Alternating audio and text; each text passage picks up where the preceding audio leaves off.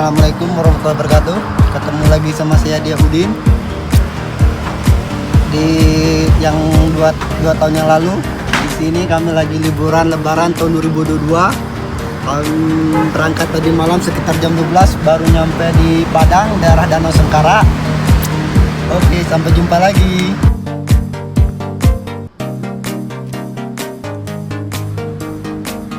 Danau Singkarak merupakan danau terluas kedua di Sumatera setelah Danau Toba, memiliki luas 107,8 km persegi dengan ketinggian 363,5 meter dari permukaan laut.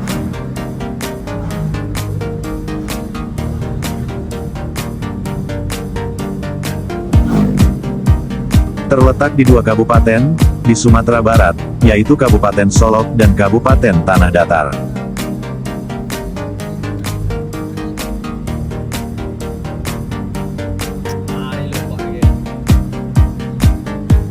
Danau ini menjadi salah satu destinasi wisata unggulan, selain Istana Basa Pagaruyuang, Kebun Teh, dan Danau Kembar.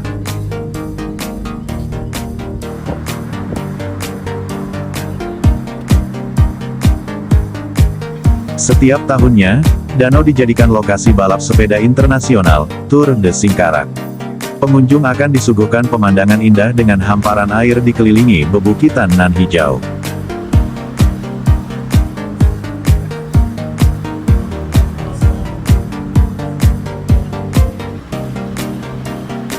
Di balik keindahan Danau Singkarak tersimpan cerita asal mula danau ini terbentuk. Selain itu, ada banyak versi mengenai sejarah danau ini terbentuk.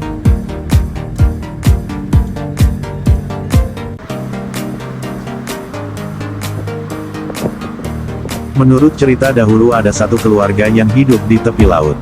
Pak Buyung bersama istri dan anak laki-lakinya bernama Indra. Sehari-hari Pak Buyung dan istri bekerja di hutan di Bukit Junjung Siri, untuk mencari hasil hutan kemudian menjualnya di pasar.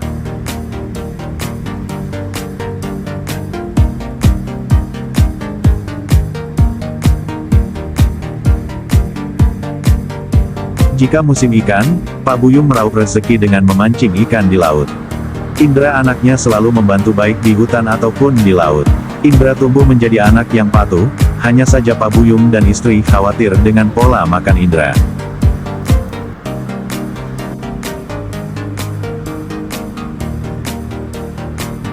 Porsi makannya melebihi rata-rata anak seusianya, bahkan di atas porsi makan orang dewasa.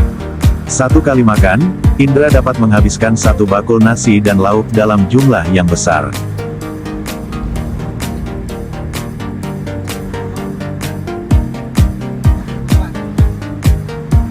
Suatu masa musim paceklik tiba, Pak Buyung dan keluarga harus menghemat makanan. Mereka tidak lagi makan nasi setiap hari, diselingi dengan mengkonsumsi ubi.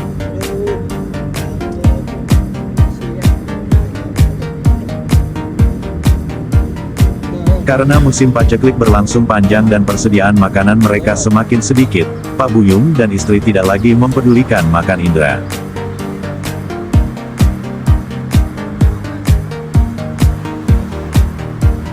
Mereka hanya memikirkan perut mereka masing-masing. Hingga suatu hari Indra merengek minta makan kepada orang tuanya. Mendengar rengekan Indra, Pak Buyung marah dan menyuruh Indra untuk mencari makanan di hutan sendirian.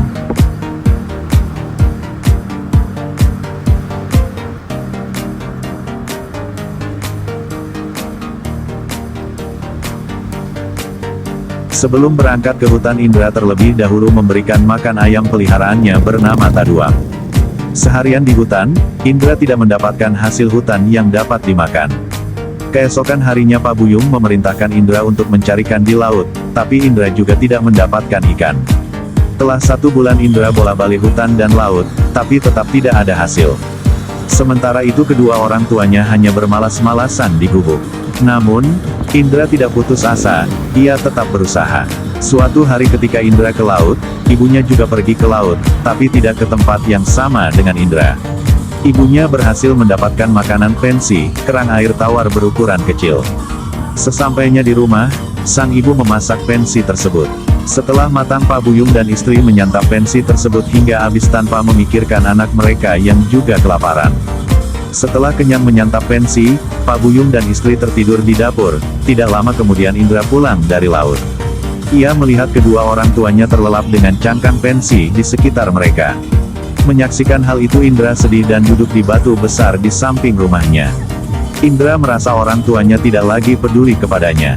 Mereka tega menghabiskan makanan, tanpa menyisihkan bagian Indra. Indra menceritakan kesedihannya pada Taduang. Ayam itu berkokok berulang kali sambil mengepakkan sayapnya, seakan merasakan kesedihan Indra saat ini.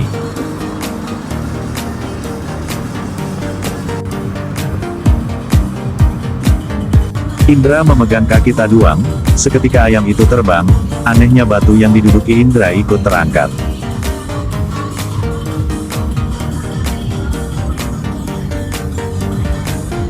Semakin tinggi terbang, batu tersebut semakin besar. Indra mengetahui bahwa Taduang tidak lagi kuat terbang dengan membawa Indra dan batu besar itu.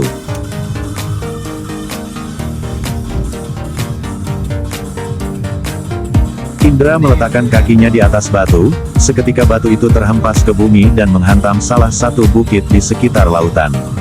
Secepat kilat air laut mengalir ke lubang itu dengan melewati bukit-bukit di sekitarnya.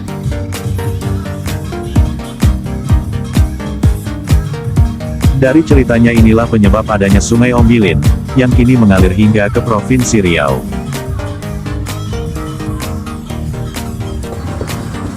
Sedangkan laut yang airnya mengisi lubang besar itu, semakin surut. Hingga kini laut itulah dikenal sebagai Danau Singkarak.